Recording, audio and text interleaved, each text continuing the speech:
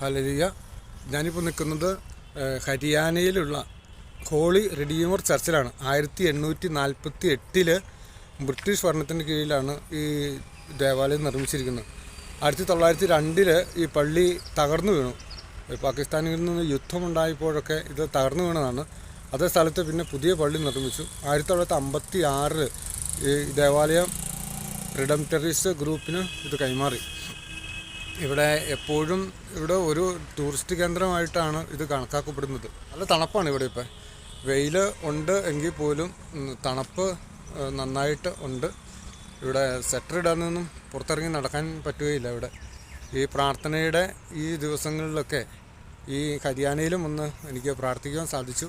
ഇവിടെ ഞാൻ ഈ റോഡിൽ കൂടിയൊക്കെ ഇങ്ങനെ നടന്ന് പ്രാർത്ഥിക്കും. അതുപോലെ റെയിൽവേ സ്റ്റേഷനിലൊക്കെ ഇരുന്ന് പ്രാർത്ഥിക്കും. ഈ സ്റ്റേറ്റിന് വേണ്ടിയിട്ട്, ഇവിടുത്തെ വൈദികർക്ക് വേണ്ടിയിട്ട്, ഇവിടുത്തെ സിസ്റ്റേഴ്സിന് വേണ്ടിയിട്ട് ഒക്കെ. ഇന്നത്തെ കാലഘട്ടത്തിൽ പ്രാർത്ഥന ആണ് നമുക്ക് സുവിശേഷ പ്രഘോഷണത്തെക്കാളും ഒരുപാട് പ്രയോജനം ചെയ്യുന്നത് എന്ന് തിരിച്ചറിഞ്ഞത് കൊണ്ടാണ് ഈ പ്രാർത്ഥന ദൗത്യവുമായിട്ട് ഈ മുന്നിട്ടിറങ്ങിയിരിക്കുന്നത്.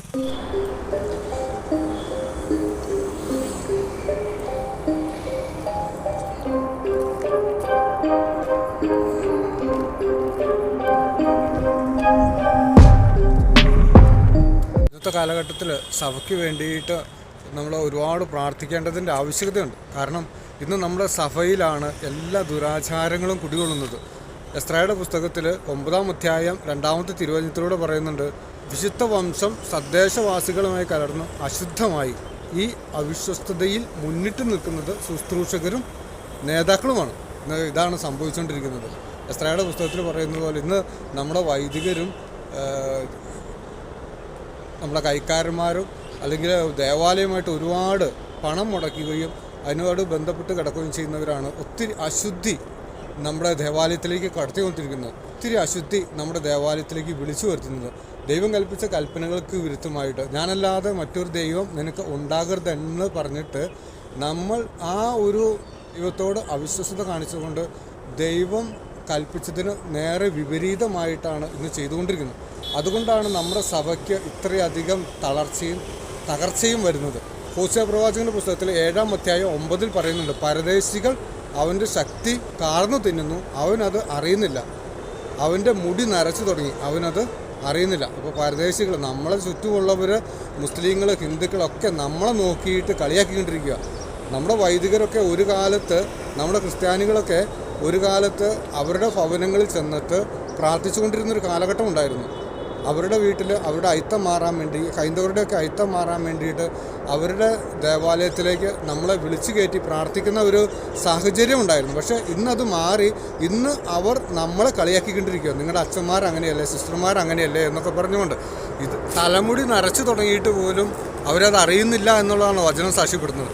ചില അപ്പൂപ്പന്മാരൊക്കെ ഉണ്ടല്ലോ, തലമുടി നരച്ചു കഴിഞ്ഞാലും മരണത്തോടടുത്ത് കിടക്കുന്നു എങ്കിൽ പോലും എൻ്റെ സമ്പത്താണ്, എൻ്റെ സ്വത്താണ്, ഇതൊന്നും ഞാൻ ആർക്കും വിട്ടുകൊടുക്കുന്നില്ല എന്നുള്ള പിടിവാശിയോടും നിൽക്കുന്നത്. അതുപോലെയാണ് നമ്മുടെ ചില ആളുകൾ, ചില വൈദികരൊക്കെ, നമ്മുടെ കൂട്ടത്തിലുള്ള ചില ആളുകളൊക്കെ അങ്ങനെ തന്നെയാണ്.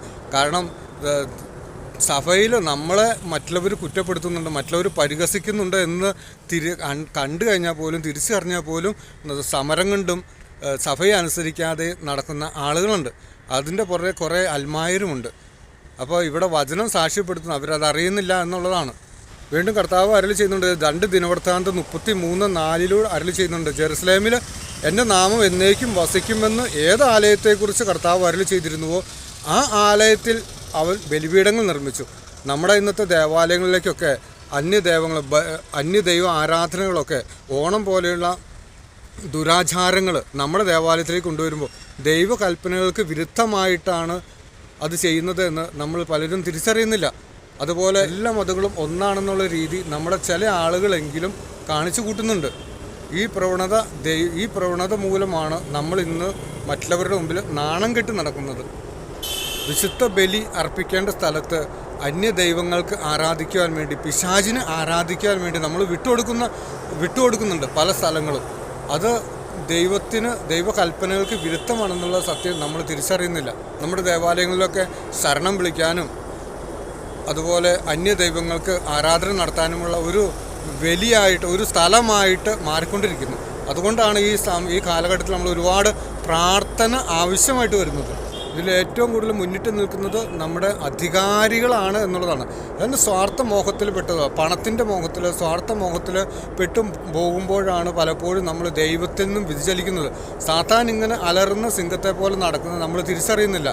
മതസൗഹാർദ്ദങ്ങളൊക്കെ നല്ലതാണ്, എല്ലാവരെയും സ്നേഹിക്കണം, എല്ലാവരെയും സഹോദര്യത്തോടു കൂടി സ്നേഹിക്കണം, അവരുടെ ഭവനങ്ങളിൽ പോകണം എന്നൊക്കെ അത് കർത്താവിൻ്റെ രീതി അത് തന്നെയാണ്. പക്ഷേ എന്ന് കരുതി മറ്റു മതത്തിലുള്ള അനാചാരങ്ങൾ, ദുരാചാരങ്ങളെല്ലാം നമ്മുടെ ദേവാലയത്തിലേക്ക് കൊണ്ടുവന്നു കഴിഞ്ഞാൽ അത് ദൈവകൽപ്പനയ്ക്ക് വിരുദ്ധമാണ്. ഞാനല്ലാതെ മറ്റൊരു ദൈവം നിനക്കുണ്ടാകരുത് എന്ന് കർത്താവ് പറയൽ ചെയ്തിട്ടുണ്ടെങ്കിൽ അതിന് വിരുദ്ധമായിട്ടാണ് നമ്മൾ ഇന്ന് പലപ്പോഴും പ്രവർത്തിച്ചു കൊണ്ടുപോകുന്നത്.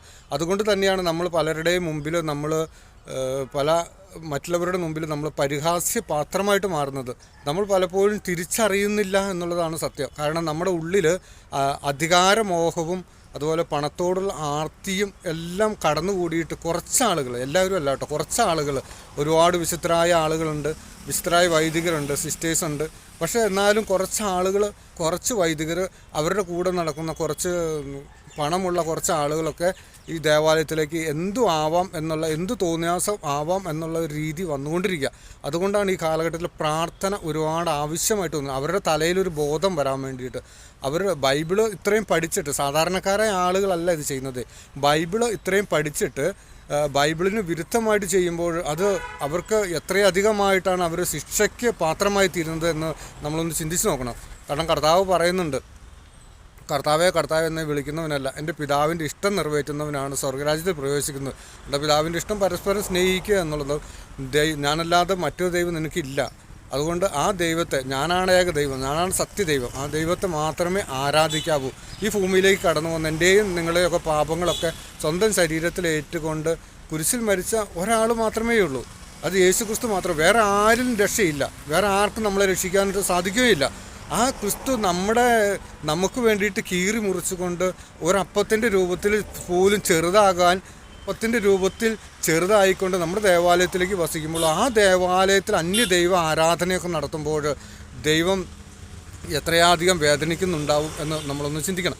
അതുകൊണ്ട് തന്നെ പ്രിയപ്പെട്ടവർ, നമുക്ക് പ്രാർത്ഥിക്കാം ഈ വൈദികർക്ക് ബോധമുണ്ടാകാൻ വേണ്ടി, ഈ സിസ്റ്റേഴ്സിൻ്റെ ബോധമുണ്ടാകാൻ വേണ്ടി. ഒരുപാട് സഭയിൽ നല്ല വിശുദ്ധരായിട്ടുള്ളവർ, നല്ല തീഷ്ണമതിയായിട്ടുള്ളവരൊക്കെ ഇനിയും ഉയർന്നു വരണം. എങ്കിൽ മാത്രമേ നമ്മുടെ സഭയ്ക്ക് നിലനിൽക്കുവാൻ സാധിക്കുകയുള്ളൂ. സഭ ഒരിക്കലും തകരുമൊന്നുമില്ല. കാരണം കർത്താവിൻ്റെ തിരുരക്തത്താൽ നേടിയ സഭയാണ്. കുറച്ച് ആളുകളൊക്കെ അതിൽ പെടാതെ, കുറച്ച് ആളുകളൊക്കെ ഈ നിത്യനരകത്തിനായിട്ട് വിധിക്കപ്പെട്ടുകൊണ്ട് നടക്കുന്നുണ്ട്. ഈ ലോകത്തിൻ്റെ സ്വാർത്ഥ മോഹങ്ങൾ, ഈ ലോകത്തിലെ നിസ്സാര സുഖങ്ങൾ, ഇവയ്ക്കൊക്കെ വേണ്ടിയിട്ട് നമ്മൾ ദൈവത്തെ തള്ളി പറയുന്നു. നിസ്സാര സൗകര്യങ്ങൾക്ക് വേണ്ടിയിട്ട്, മതസൗഹാർദ്ദത്തിന് വേണ്ടി നമ്മുടെ ഈശോയെ നമ്മൾ തള്ളിക്കളയാൻ പാടില്ല. നമ്മുടെ ഈശോയെ നമ്മൾ മുറുകെ പിടിക്കണം. എല്ലാവരെയും വെറുക്കാനല്ല, അവരെ സ്വീകരിച്ചുകൊണ്ട്, അവരെ സ്നേഹിച്ചുകൊണ്ട് തന്നെ ഈശോയെ മുറുകെ പിടിച്ചുകൊണ്ടാണ് മുന്നോട്ട് നീങ്ങുന്നത്. ഈശോയെ കണ്ടുകൊണ്ടാണ് നമ്മൾ മുന്നോട്ട് നീങ്ങേണ്ടത്. ഒരു വൈദികനെയോ ഒരു സിസ്റ്ററിനെയോ കണ്ടുകൊണ്ടല്ല നമ്മൾ മുന്നോട്ട് നീങ്ങേണ്ടത്. നമ്മൾ എപ്പോഴും ഈശോയെ മാത്രമേ മുന്നിൽ കാണാമുള്ളൂ. ആ ഈശോയെ മാത്രം മുന്നിൽ കണ്ടുകൊണ്ട് ജീവിച്ചെങ്കിൽ മാത്രമേ നമുക്ക് തെറ്റുപറ്റാതിരിക്കാൻ സാധിക്കുകയുള്ളൂ. നമുക്ക് പ്രാർത്ഥിക്കാം എല്ലാവർക്കും വേണ്ടി. കർത്താവ് സമർത്ഥമായി അനുഗ്രഹിക്കട്ടെ. ആമേൻ.